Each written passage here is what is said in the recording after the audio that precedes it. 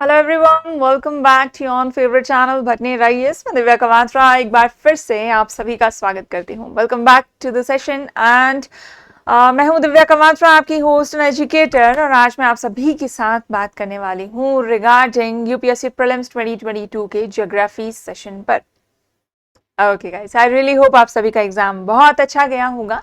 आप लोगों ने बहुत अच्छे से एग्जाम को अटेम्प्ट किया होगा एंड लेट्स होप कि आप सभी का रिजल्ट बेस्ट रहे, जो आप डिजर्व करते हैं वो रहे। एंड एडिशनल टू दैट, जैसा भी रिजल्ट रहता है, मेंस की तैयारी खूब जोश के साथ करें, ठीक है, because we all know it is a long process.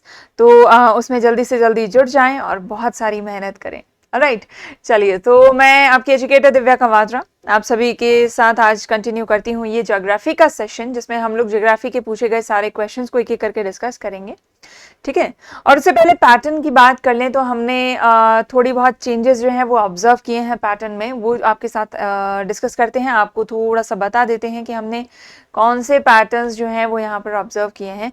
सबसे पहली बात तो मैप बेस्ड क्वेश्चंस का वेटेज बढ़ा दिया गया है।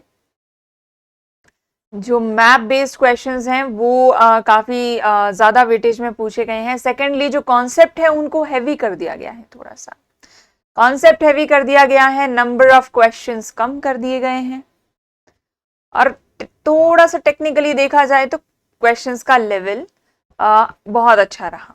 लाइक लेवल थोड़ा सा इंप्रूव हो गया है, नंबर ऑफ क्वेश्चंस कम हुए लेकिन लेवल अच्छा हो गया है।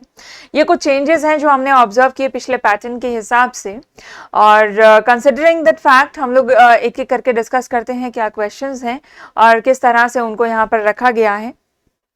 That will be the major session that we're taking today. Alright, चलिए तो स्टार्ट करते हैं पहले क्वेश्चन से। और सबसे पहला जो क्वेश्चन है हमारे पास, हम लोग सेट ए ले रहे हैं, ठीक है। We are discussing on set A. आप अपने अकॉर्डिंग अपना सेट देखकर उसमें ज्योग्राफी के क्वेश्चंस खोल सकते हैं अकॉर्डिंगली, एंड पेपर में आप चेक कर सकते हैं। Alright, this is set A, you can follow through from this. तो पहला जो क्वेश्चन है हमारे पास, वो क्वेश्चन कुछ ऐसा था कि निम्नलिखित कथनों पर विचार करना है और जो कथन सही है वो आपको बताना है, ठीक है। पहली चीज क्लियर है कि सही कथन चुनना है। कथन की बात करें तो सबसे पहला हमारे पास है, उच्च मेघ मुख्यतः सौर विकिरण को परावर्तित कर भूपृष्ठ को ठंडा करते हैं। उच्च मेघ जो कि हाई क्लाउड्स हैं, क्या कह रहे हैं कि प्राइमरीली जितनी सोलर रेडिएशंस आती हैं उनको रिफ्लेक्ट कर देते हैं और अर्थ सरफेस को ठंडा रखते हैं।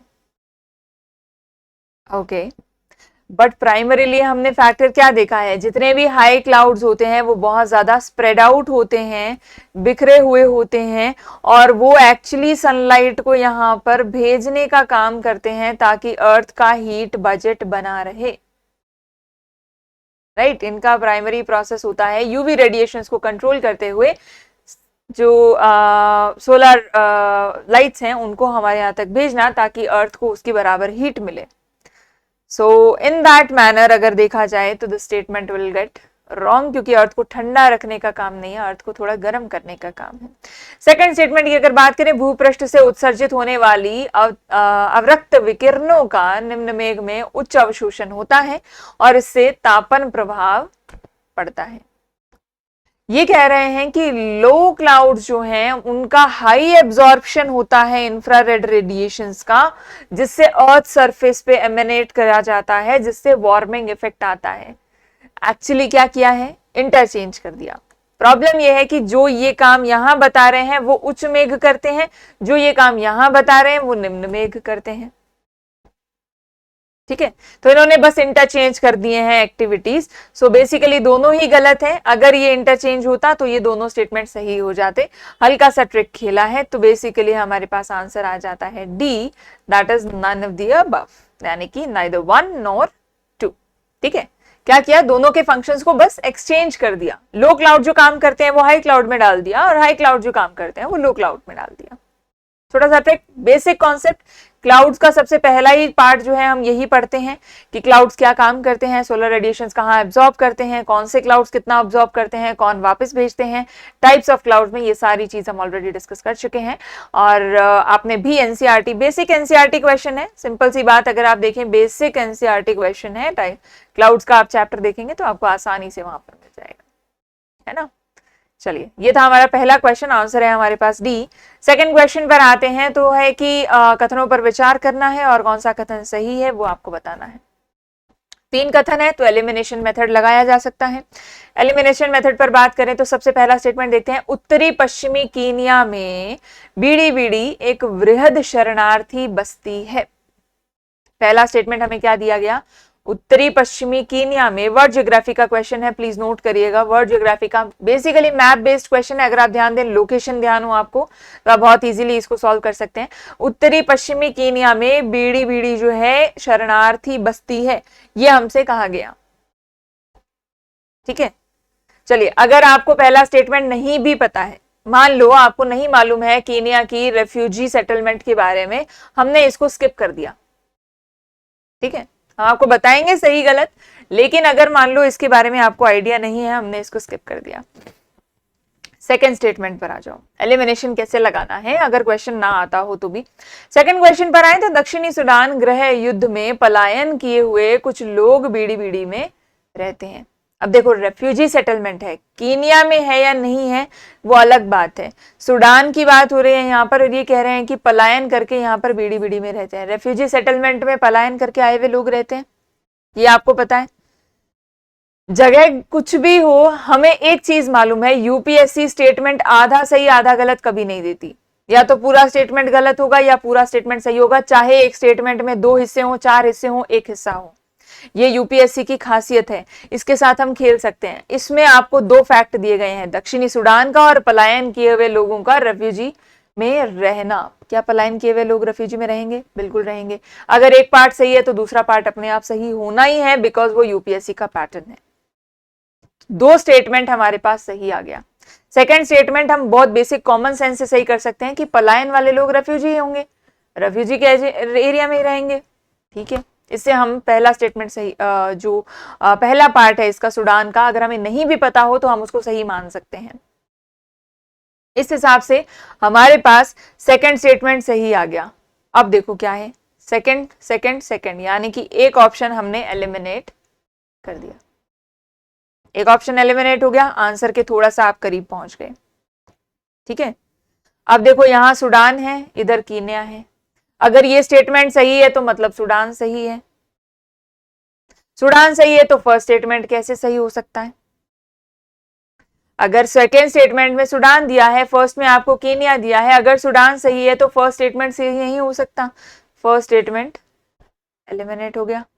अब 2 बचे। आपको नहीं आता था तो भी आप 50-50 पर आ गए, है मजे की बात। थर्ड स्टेटमेंट की बात करते हैं। थर्ड स्टेटमेंट में क्या है, सोमालिया के गृह युद्ध में से पलायन किए हुए कुछ लोग कीनिया के ददाब शरणार्थी संकुल में रहते हैं। अब यहाँ पर चेंज हो गया, सोमालिया के युद्ध की वजह से कीनिया में जो लोग हैं वो ददाब शरणार्थी हैं, बीड़ी बीड़ी वाले नहीं हैं, ददाब वाले हैं। ठीक है, डन। इन्होंने बीड़ी बीड़ी कहा, हमें पता है बीड़ी बीड़ी गलत है, ददाब शरणार्थी सही है। सेकेंड और थर्ड, दिस वाज करंट का सोमालिया का जो वॉर था उसके बारे में आपको थोड़ा सा भी आइडिया हो, अगर आपने करंट में देखा हो, हिस्ट्री में देखा हो, सोमालिया का बहुत बड़ा स्ट्रगल है, अगर आपने वो थोड़ा सा भी समझा है तो ये नाम से आप परिचित होंगे, ददाब शरणार्थी। जैसे हमारे रोहिंग्यास की हम बात करते हैं, ये बहुत कॉमन रहते हैं, हम अक्सर न्यूज में इनको देखते रहते हैं। तो ये अगर आपको बेसिकली ज्योग्राफी के पर्सपेक्टिव से ना भी पता हो तो आप करंट के पर्सपेक्टिव से इसको सॉल्व कर सकते हो, राइट। थोड़ा सा टिपिकल था ये क्वेश्चन, मोस्टली अगर इसको स्किप करना चाहें तो आप स्किप भी कर सकते थे, अगर आपको बिल्कुल आइडिया ना हो, सोमालिया वॉर का भी आइडिया ना हो आपको और रेफ्यूजी सेटलमेंट का भी आइडिया ना हो, तो इस क्वेश्चन को स्किप कर देना एक समझदारी होगी, नेगेटिव मार्किंग बढ़ाने की बजाय। अगर आपको थोड़ा सा भी आइडिया है तो आप इसको कैलकुलेटेड गेस से आसानी से सॉल्व भी कर सकते थे, ये भी एक बात है। अगर आपको बिल्कुल आइडिया नहीं था तो बिल्कुल स्किप करने वाला क्वेश्चन था ये, नेगेटिव मार्किंग अवॉइड करने के लिए। ठीक है, आंसर क्या है हमारे पास? सी, दैट इज 2 and। नेक्स्ट बात करते हैं, निम्नलिखित देशों पर विचार करना है। करना क्या है कि कौन से तुर्की राज्यों के संगठन का सदस्य है।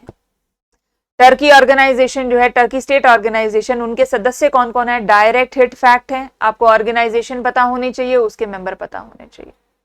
तुर्की स्टेट के ऑर्गेनाइजेशन के कौन कौन मेंबर हैं, डायरेक्ट हिट फैक्ट है, सीधा सीधा जैसा G20 के मेंबर हैं, G7 समिट के मेंबर हैं, वैसा ही तुर्की ऑर्गेनाइजेशन ऑफ टर्की स्टेट्स जो हैं उनकी ऑर्गेनाइजेशन है, उसमें जो मेंबर्स हैं आपको पता हो तो सीधा सीधा फैक्ट है, नहीं पता तो सीधा सीधा स्किप करने का क्वेश्चन है।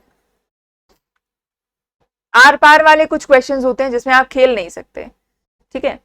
ऐसे आप तुक्का लगा सकते हो, टर्की के आसपास के रीजन होंगे, लेकिन बहुत हाई रिस्क वाला तुक्का है ये, क्योंकि कई बार पड़ोसी भी से भी नहीं बनती है तो उसको भी हम ऑर्गेनाइजेशन में नहीं डालते हैं, तो there is a high possibility of getting this question wrong. तो या तो आपको आता है या आपको नहीं आता है, ठीक है। ये उन क्वेश्चंस में से हैं। कुछ क्वेश्चंस ऐसे होते हैं कि आप या तो मतलब आ रहा है या फिर आप थोड़ा बहुत ऊंचा नीचा करके उसको खेल सकते हो उसके साथ। एक होता है या तो आ रहा है या नहीं आ रहा है, पर्दा साफ। Black and white zone, grey zone वाले क्वेश्चंस में आप रिस्क खेल सकते हो, ब्लैक एंड व्हाइट वाले में रिस्क नहीं खेलना, क्वेश्चन स्किप कर दो, क्योंकि नेगेटिव मार्किंग से बचना बहुत जरूरी है। नेगेटिव मार्किंग नहीं होती तो एक अलग बात थी, लेकिन है तो हमें उससे बचना पड़ेगा, तो इसके लिए स्किप करने जैसे क्वेश्चंस को ध्यान में रखना पड़ता है। तो टर्की के ऑर्गेनाइजेशन के जो पार्ट है हमारे पास 2 और 5, अजरबैजान और उज्बेकिस्तान, ठीक है। फैक्चुअल क्वेश्चन है, सीधा सीधा सी आंसर है, ज्यादा इसमें कोई लंबी चौड़ी कहानी नहीं है। ये वर्ल्ड ज्योग्राफी का थोड़ा सा पोर्शन था। अब आते हैं बेसिक फिजिकल और इंडियन ज्योग्राफी पर। तो उसमें हमारे पास जो पहला क्वेश्चन है वो है निम्नलिखित फसलों में से, थोड़ा सा क्वेश्चन नंबर चेंज हो गया है सीरीज में, इधर उधर आपको क्वेश्चन ढूंढने पड़ सकते हैं, तो आराम से पॉज करके पेपर देख लीजिएगा, क्वेश्चन ढूंढ लीजिएगा और फिर चेक करिएगा, है ना, क्योंकि ये जो 3 क्वेश्चन थे ये सेपरेट है, और अब जो सीरीज आएगी 10 क्वेश्चंस की ये सेपरेट है, तो आप पेपर में उसको ढंग से लोकेट कर लीजिएगा। क्वेश्चन है कि निम्नलिखित फसलों में से कौन सी एक मीथेन और नाइट्रस ऑक्साइड दोनों का सर्वाधिक महत्वपूर्ण मानवोद्भावी स्रोत है, सोर्स है नाइट्रस ऑक्साइड और मीथेन का। ये हम ऑलरेडी जानते हैं कि मीथेन तो रिलीज होता ही होता है, जहां जहां प्रोटीन की फसलें लगाते हैं उनमें मीथेन तो रिलीज होना ही होना है, this is a fact,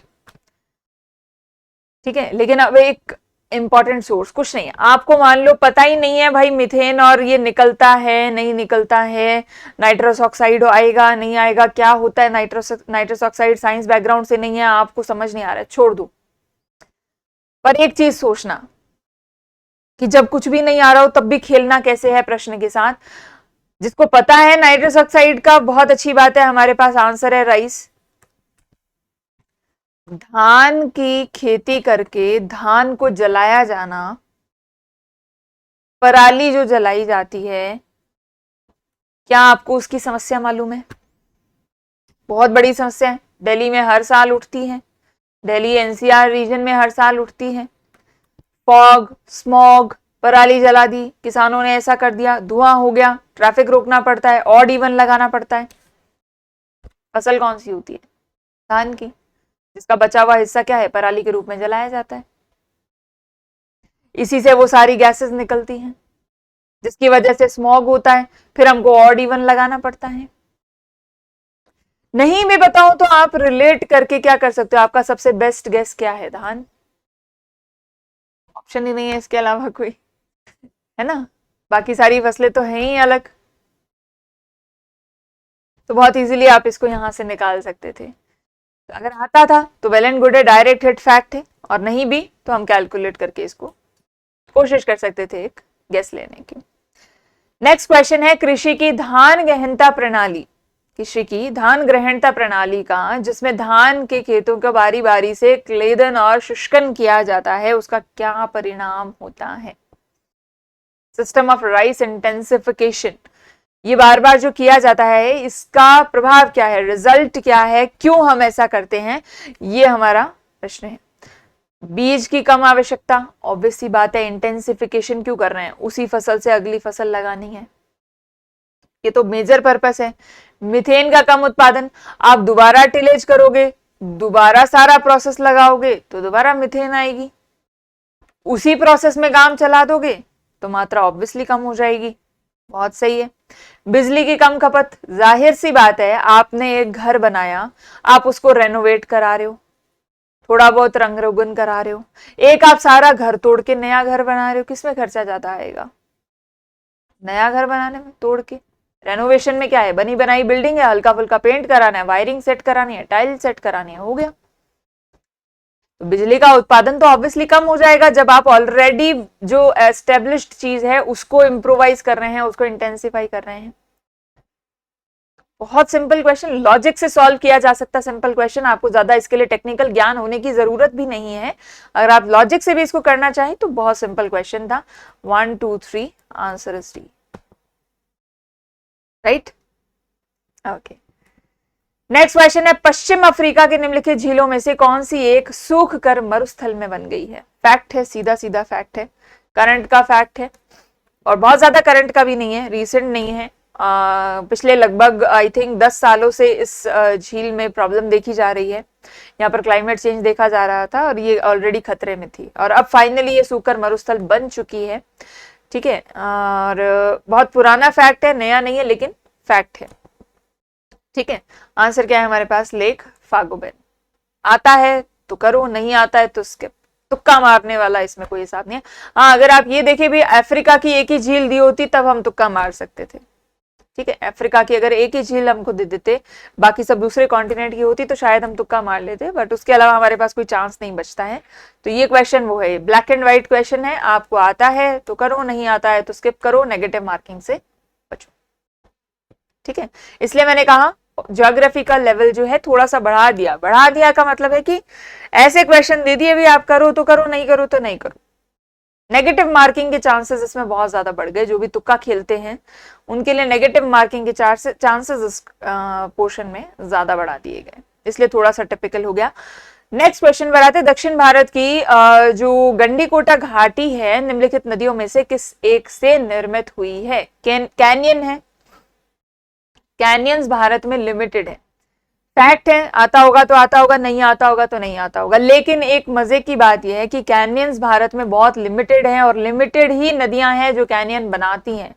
gorge canyon जो हमने 11th क्लास की ज्योग्राफी में पढ़ा था, वो बहुत लिमिटेड नदियां हैं जो कैनियंस या गॉर्जेस बनाती हैं। और अगर आपको वो नदियां ध्यान आ जाए तो आप यहाँ पर गेस ले सकते हैं। आंसर क्या था हमारे पास? सी।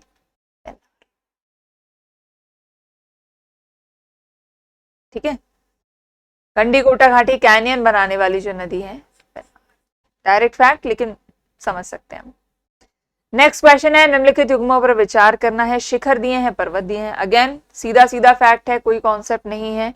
आपको मालूम होना चाहिए शिखर कौन सा है, पर्वत कौन से में शामिल है। नामचा बरवा, गढ़वाल हिमालय, नंदा देवी कुमाऊं हिमालय, नोकरेक सिक्किम हिमालय, कश्मीर हिमालय, कुमाऊं हिमालय, नेपाल हिमालय, सिक्किम हिमालय, अरुणाचल हिमालय।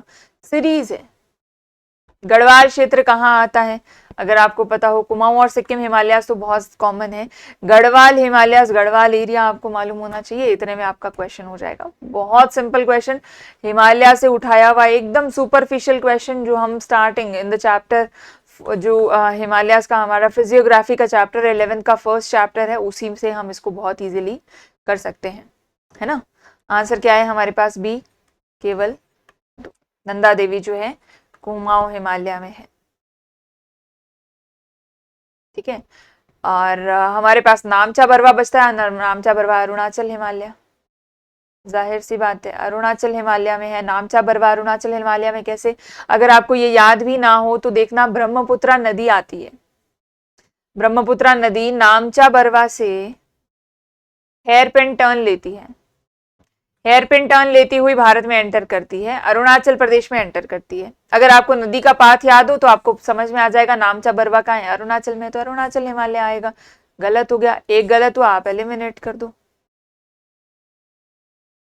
एलिमिनेट हो गया। अब सेकंड है और थर्ड है। अब नंदा देवी जो है, नंदा देवी कहां पर है?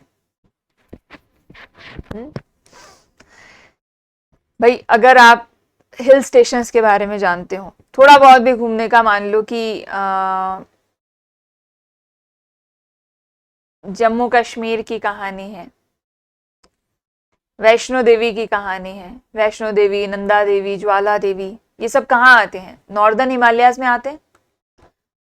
ठीक है, नेपाल कुमाऊं, कुमाऊं हिमालय कहाँ है? नेपाल सिक्किम के एरिया में है। क्या ये सही हो सकता है? ठीक है, ऐसे आप कैलकुलेटेड गैस यहाँ पर ले सकते हैं। ठीक है, तो बेसिक क्वेश्चन था, हालांकि हिमालयस आपने एक बार भी पढ़ा है तो आप बहुत इजीली इसको यहाँ पर टैली कर सकते हैं, बहुत लंबी चौड़ी कोई कहानी नहीं थी इसकी। नेक्स्ट क्वेश्चन पर आते हैं। अक्सर समाचारों में सुनाई देने वाला शब्द लिवेंट मोटे तौर पर किस क्षेत्र से संगत है?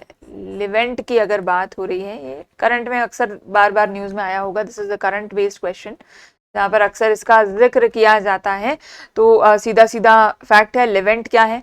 पूर्वी भूमध्य सागरीय तट के पास का क्षेत्र है लिवेंट, जहां से वेंटिंग होती है, इसको इसलिए लिवेंट भी बोला जाता है।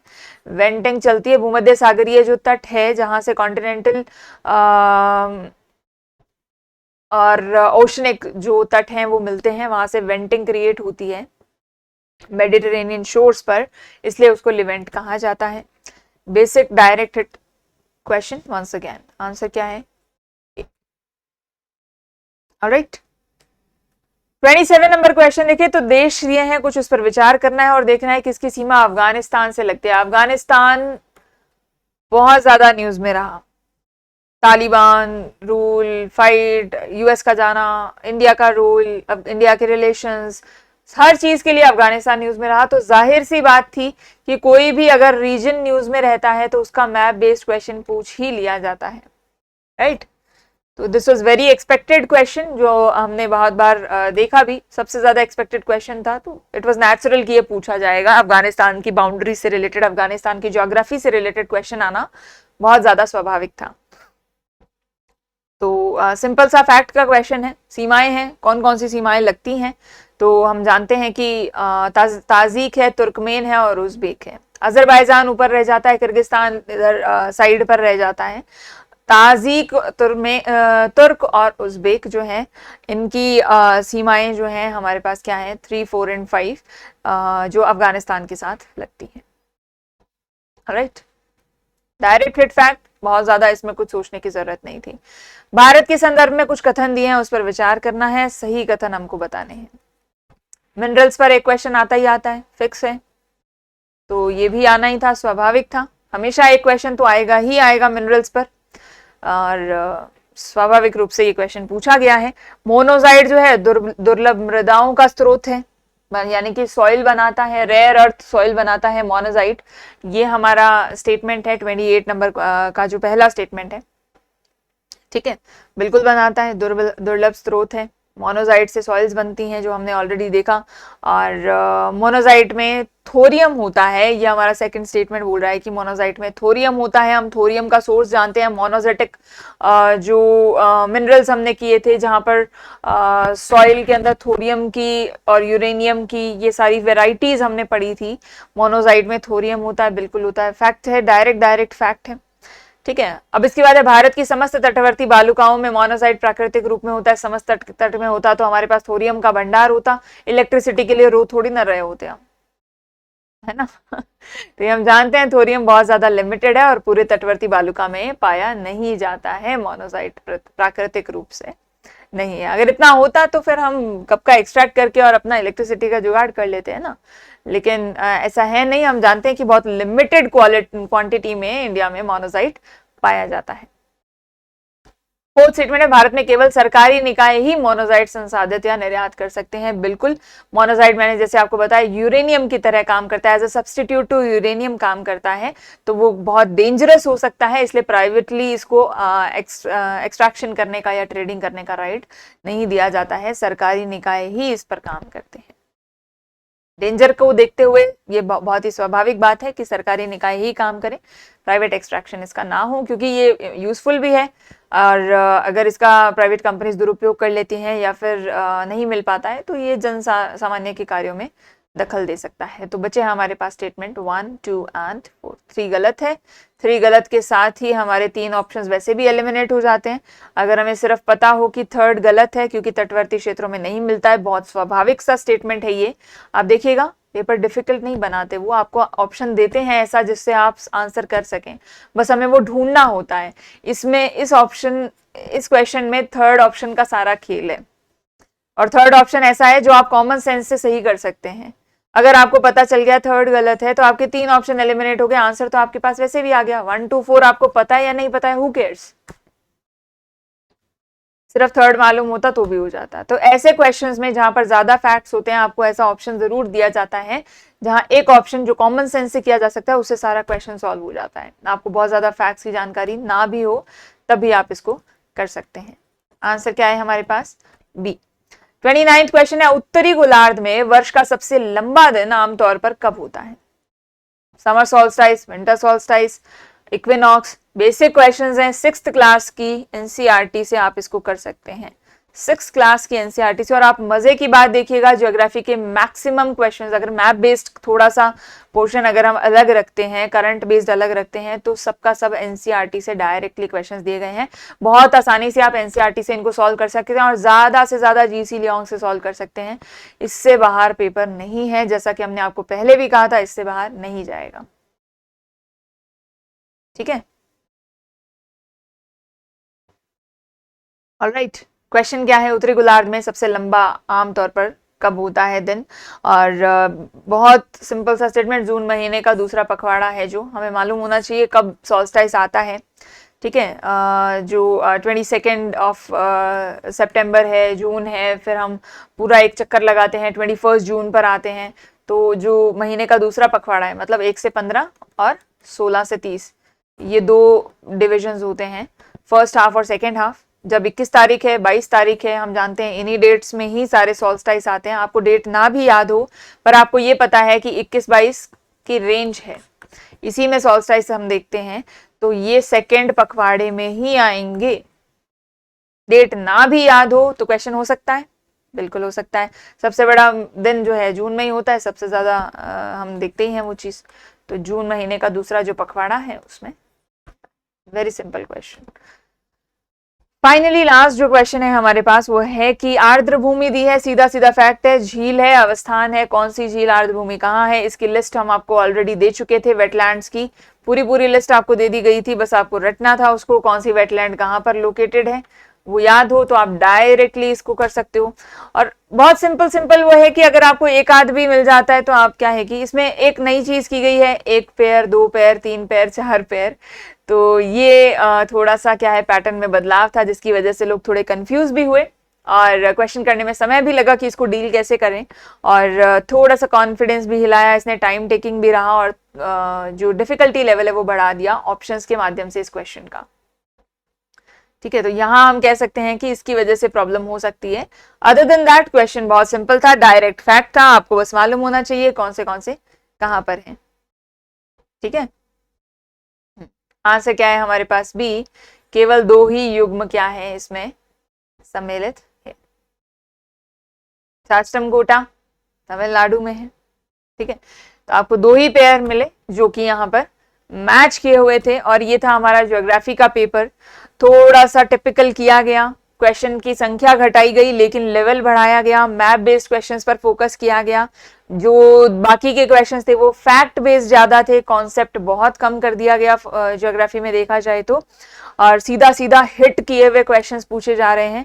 लेकिन एनसीईआरटी का इंपॉर्टेंट रोल अभी भी कायम है, इस चीज को आप ध्यान दीजिएगा।